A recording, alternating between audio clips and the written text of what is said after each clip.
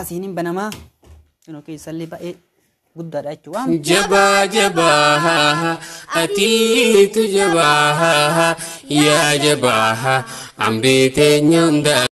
Bismillah assalatu wassalamu ala rasulillahi sallallahu alaihi wasallam.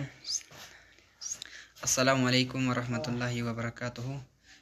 Jalatamtoota fi hordoftoota Ammoo Firii Faamilii akkam nagaa fayyaa jira jirtu. Alhamdulillah nus nagaa jirra. Isin akkam jirtanii fayyaa qabdu jajjabaattu isiniin jenna. Isinirraa bannee jirra. Isinirraa baduu kennaaf immoo dhiifamaa isiniin jenna. Asumaan doktor illee Assalamu alaikum warahmatullahi wabarakatuh. Shamar kafuuni kabajamtoota jaalatamtoota hordoftoota keenya guutuun keessanuu baga jiraattanii baga rabbiin saatii kanaan isin ga'e isiniin jedha. Egaa hordoftoota keenya deebinee dhufnee jirra. Bannee turre sababni banneef illee xiqqoo yuutuubiin keenya rakkoo godhate. Sanumaaf alhamdulillah tola rabbiitiin sirratee jira. Saniif bannee dachaanee jirra. Warri mootiyyuu jechuudha nusoo xangalatooma kama baddan jettanillee baduudhaaf dhiifama baduuf osoo hin taane jiroon duniyaa tuni haa akka fedhan yeroo hunda namaa hin taatu kanumaaf isiniin jenna. Har'a mootiyyuu jechuudha inni sirratee jennaan nullee isinii walitti dachaan akkasumallee meeshaa obboleetti teenna jaalatamtuu fi kabajamtuu obboleetti teenna shibirri qabannee dhufne jechuudha. Meeshaa hedduu takka bareedadha. Meeshaan kun kan hin xumuramin illee hin jira jechuudha. Akkasumaaf YouTube irratti illee deebuuf akkasuma hojiillee ittuma jirra isiniin jechuuf dhufneen isiniin jedha. Warroonni immoo jechuudha meeshaalee na biraa qabdan walitti isinii qaqqabee garuu keessan walumaan dubbataa jirra. Kan immoo viidiyoo YouTube irratti gadi hin dhiisin dhiifamaa rakkoon kanaafi isiniin jedha. Akkasii asii achi immoo biidnillah ilkaniin waliin jirra. Ammaaf immoo aga xumura viidiyoo keenyatti nu faana tura isiniin jedha. Egaa obboleeyyan kiyyaan immoo kaameraamaanii ta'ee rabuun immoo isin beeksisa. Isin aga xumura viidiyoo keenyatti nu faana tura nafeerra kenna isiniin jedha. Barakallahu fiikum. Warri maatii taatan laayikii godhaa. Warri mootiyyuu jechuudha maatiin taane maatii tahaa. Asumaan nu jajjabeessaa isiniin jedha. Jazaakumullahu anna khayral jazaa. Akkuma duratti isiniin jenne meeshaan kun guutus miti kan irraa hafe isin jiraadhaaf immoo dhufne ma jechuufi daawwadhaan isiniin jedha. Salatu wassalamu ala rasulillahi sallallahu alaihi wasallam. Sallallahu alaihi wasallam. Assalamu alaikum warahmatullahi wabarakatuh. Jalatamtoota fi kabajamtoota Ammoo Firii Faamilii akkam nagaa fayyaa jira jirtu isiniin jenna. Har'a ammoo dachaanee jirra isinirraa baduu kennaaf dhiifama isiniin jenna. Asumaan meeshaa obboleetti teennaa qabannee dhiyaannee jirra. Innis maal yoo jettan akkuma argaa jirtan argaa akkana fakkaatu. Hojjechiifnee fi kinoo har'a qophaa'ee jira. Dhumatee fi jira. Fuulii fi mana keenya jira jechuudha. Asumaan argalleen kan hojjetameera. Meeshaa isaallee jibbuu irraayi meeshaa akka orjinaala ta'ee jechuudha. Asumaan kinoo meeshaalleen bahee fi jira. Isilleen obboleettiin teenya asumaanatillee meeshaa kan kee laalladhu itti gammadii isin jedha. Kunillee diizariidhaan kan hojjetame jechuudha. Laaluu hin dandeettanii. Baxaam ariifidha. Baxaam mirxi no. Bareeda hojjetame jechuudha. Ammallee as siqee maabra sokkeettii chaarjii godhachuus yoo barbaadan yoo asumaan chaarjii masakkaadha. Ifallee asumaan ibsatanii asumaan ofirraa dhaamsanii jechuudha. Ammas masaabaa gubballee qabaa kajalallee qabaa. Masaabaa illeen yoo kana fakkaataa hin bayallee jechuudha. Keessa bayallee hin deebi'a. Kajalallee kana fakkaataa siin jedha. Sumarraas taree kinoo wanni isallee baxaan mirxi.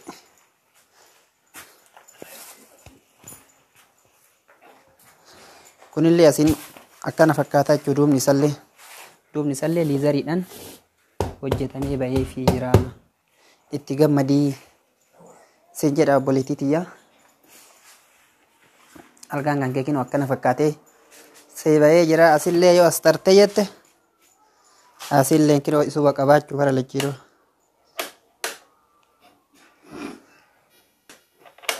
Akkaanis asillee kinoo akkuma achitti ilaallee asillee hin qabaa jechuudha. Maabraa maaxafa asilleen achiin adii ifaa asiin immoo bifa diimaa ifaa jechuudha. Chaarjiin isallee kana fakkaata. Asumaan chaarjii illee itti godhattee bismillah.